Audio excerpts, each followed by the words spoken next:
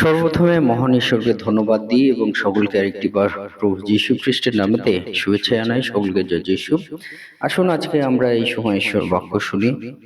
আমরা এই সময় দেখব গীত সঙ্গীত আছে 46 অধ্যায় 10 পদ। তোমরা ক্ষান্ত হও, জানিও আমি ঈশ্বর। আমি জাতিগণের মধ্যে উন্নত হইব, আমি পৃথিবীতে উন্নত হইব। ঈশ্বর তার বাক্যে আমাদের প্রত্যেককে আশীর্বাদ যুক্ত করুন। আমেন। হে আমাদের স্বর্গের পিতা, সর্বশক্তিমান প্রভু, মহান ঈশ্বর, তোমার মহানামে ধন্যবাদ করি প্রভু। আজকে এই সুন্দর দিন, সুন্দর সকাল তুমি দিয়েছো পিতা।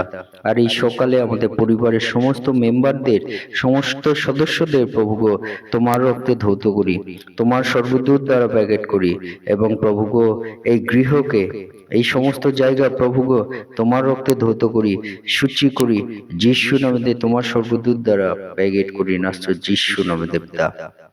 প্রভু গো আজকের সারাদিনের ভার তুমি নাও, তুমি আমাদেরকে পরিচালনা করো তোমার আত্মা দ্বারা প্রভু। এবং প্রভু আজকের এই দিনে প্রভু তোমার যে মধুর বাণী, জীবন বাণী শোনার সুযোগ করে দিয়েছো, সে বাণীর মধ্য দিয়ে তুমি আমাদের জীবনকে সূচি করো, পবিত্র করো, ধৌত করো প্রভু গো। এবং প্রভু আমাদের জীবনে তুমি কার্য করো প্রভু। সমস্ত অন্ধকার, মন্দতা, শয়তানের কার্য যিশু নামেতে তুমি স্ক্যান করে বার করো। এবং প্রভু গো তুমি রক্ষা করো, সমস্ত ভার তুমি নাও। এই প্রার্থনা একমাত্র প্রভু যিশু নামে চাই।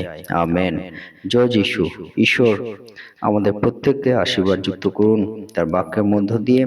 এবং প্রভু তিনি আজকের এই সুন্দর সময়, সুন্দর সকালে পিতা ঈশ্বর তিনি আমাদের সঙ্গে কথা বলতে চান।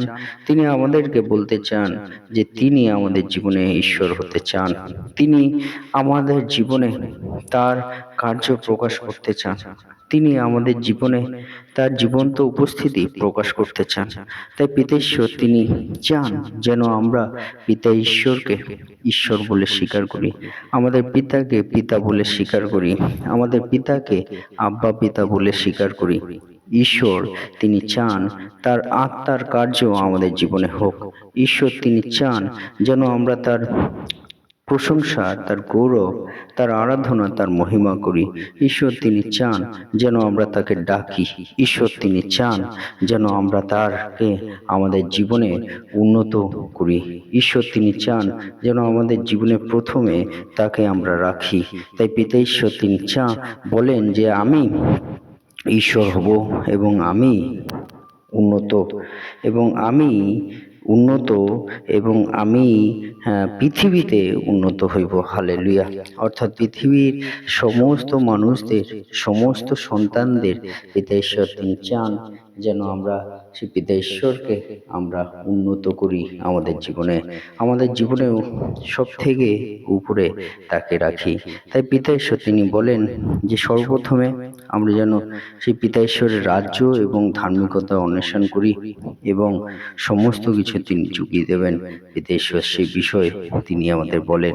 তাই পিতা ঈশ্বর এই সুন্দর সময় তিনি আপনাকে আমাকে বলতে চান যে আসুন আমরা পিতা ঈশ্বরকে আমাদের জীবনে রাখি, আমরা তাকে ডাকি, তার প্রশংসা করি, তার গৌরব করি, তার মহিমা করি।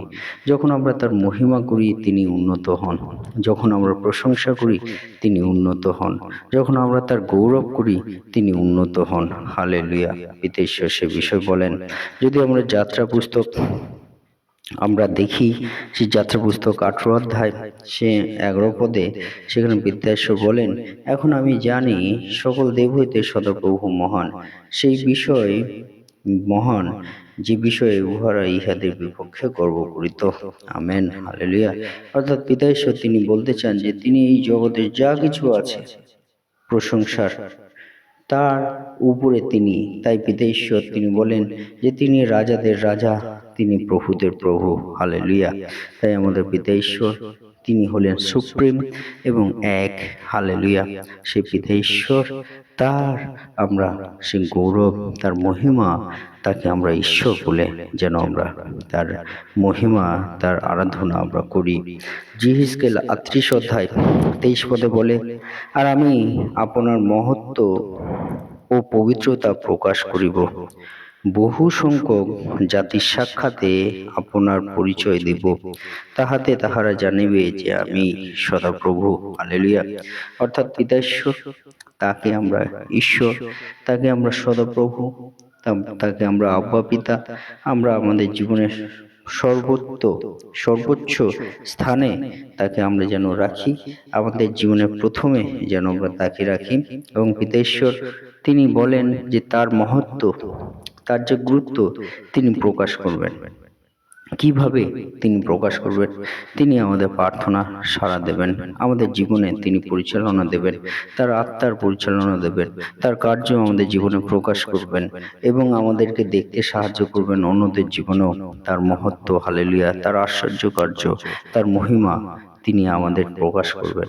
এবং বলছে তার পবিত্রতা তিনি প্রকাশ করবেন, যে পবিত্র ঈশ্বর তিনি যদি আমাদের জীবনে থাকে, শয়তানের কার্য দূর হয়ে যায়। হালেলুয়া। সেই বিষয় সকল পিতা ঈশ্বর তিনি কিন্তু আমাদেরকে দেখতে সাহায্য করবেন। পিতা ঈশ্বর সেই বিষয়ে আমাদের জীবনে তিনি বলতে চান, আমাদের কাছে তিনি বলতে চান। তাই আমরা যেন সেই পিতা ঈশ্বরকে ঈশ্বর হিসেবে আমরা স্বীকার করি, তাকে আমরা ডাকি। এবং শেষে যদি আমরা